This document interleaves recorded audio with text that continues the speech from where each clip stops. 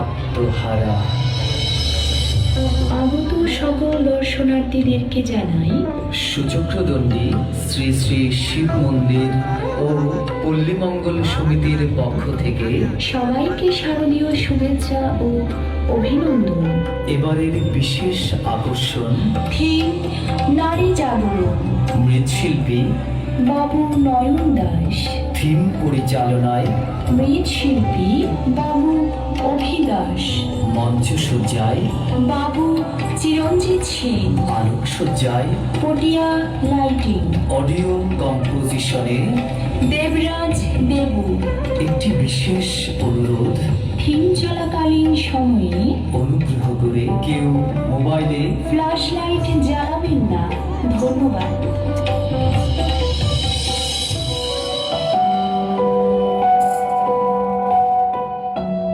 ঘুমপাড়ানি মাসি পিসি মোদের বাড়ি এসো, খাট নাই পালং নাই, খোকার চোখে বসো। জন্মের পর দিন দিন লালন পালনে বড় হতে লাগলো এই অবুঝ মেয়েটি।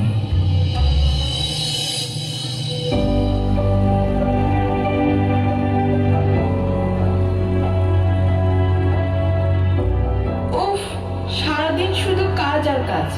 মোবাইলটা হাতে নিয়ে একটু যে ফেসবুক চালাবো সেই সময়টাও পাচ্ছি না।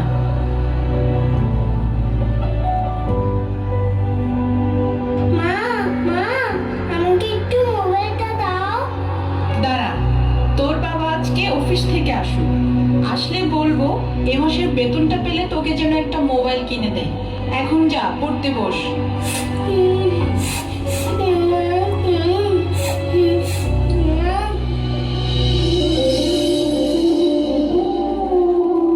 মেয়ে যখন ধীরে ধীরে মায়ের অতি আদরে বড় হতে লাগলো,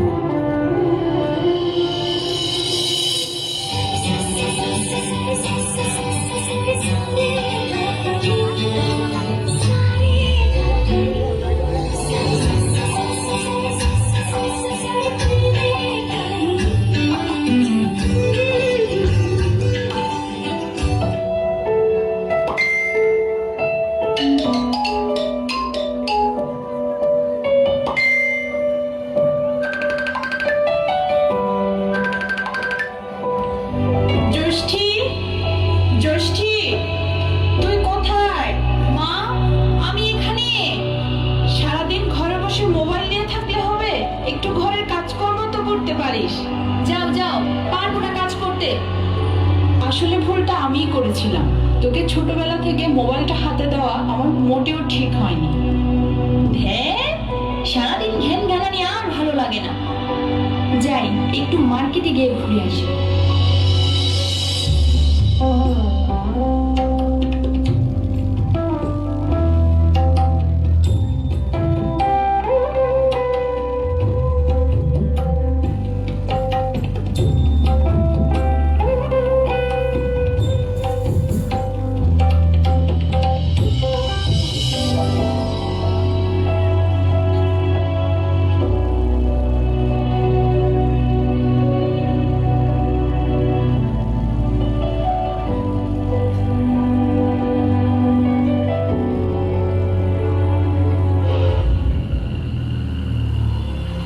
বন্ধু দেখ দেখ, তুই যার সাথে মোবাইলে SMS এ কথা বলতিস সেই মেয়েটা আসছে। হ্যাঁ রে বন্ধু, ঠিকই তো, চল যাই তার সাথে দেখা করি। কিরে, কেমন আছিস? অনেকদিন পর তোর সাথে দেখা। আমি কেমন আছি সেটা জেনে তুই কি করবি? ও, এই কথা এখন বুঝতে পারছি। আমাকে ছেড়ে অন্য কারো ডাকে সাড়া পেয়েছিস বুঝি? আর এখন তো আগের মতো SMS এর রিপ্লাইও দিস না। পথ ছাড়, আমাকে যেতে দে। তোর সাথে আমার কোনো কথা নেই। আচ্ছা, আমার সাথে যখন কোনো কথা নেই, চল সেটার মজা বোঝাবো আজকে তোকে। ছাড়, আমাকে ছাড়, বাঁচাও, আমাকে বাঁচাও, আমাকে বাঁচাও, আমাকে বাঁচাও, আমাকে বাঁচাও, আমাকে বাঁচাও, আমাকে বাঁচাও।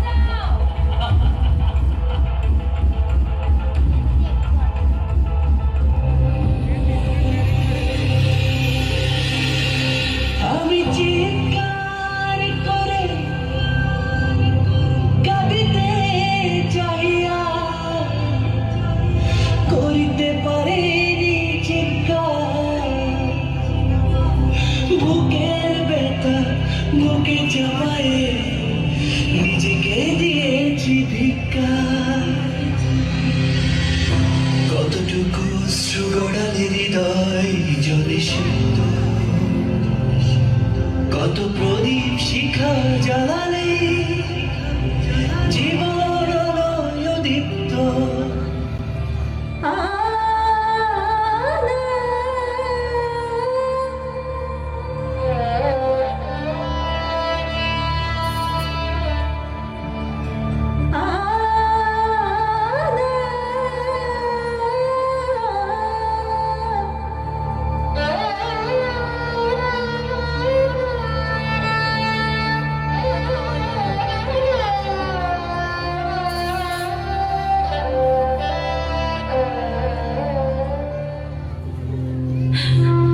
মা, মা গো, কোথায় তুমি মা? তুমি কি এখনো চুপ করে থাকবে মা? আমার মতো আর কত মেয়েকে এভাবে ধর্ষিত হতে হবে মা? আর কত কলঙ্কের বোঝা বইতে হবে মা? ও, তুমি কি করবে? তুমি তো একটা মাটির প্রতিভা মাত্র। তুমি যখন কিছুই করতে পারবে না, তখন এই জীবনও আমি আর রাখবো না।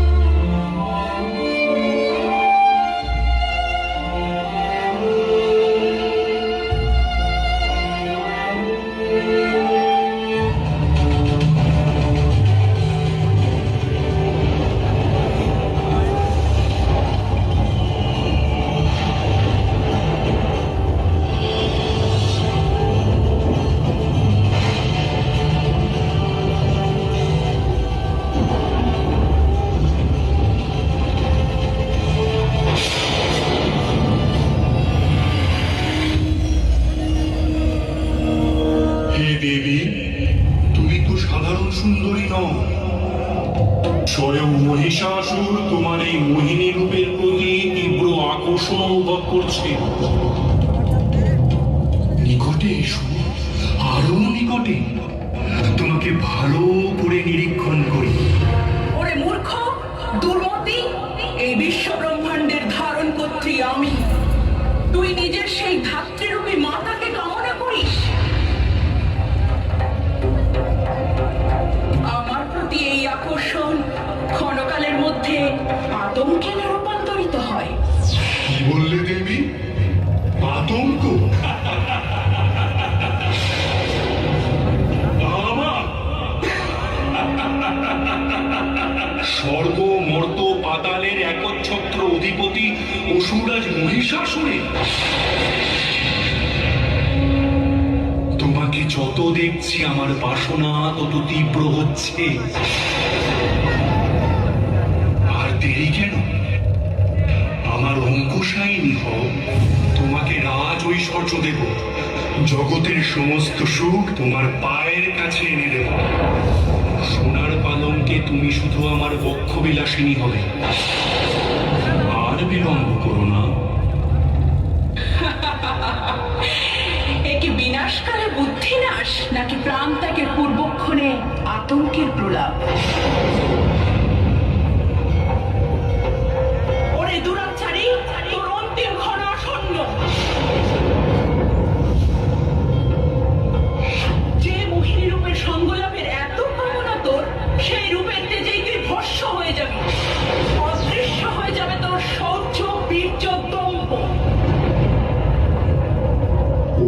ভোলা নারী অন্তঃপুরবাসিনী, তোমার মিথ্যা আস্ফালন যথার্থই আমার মনোরঞ্জন করছে।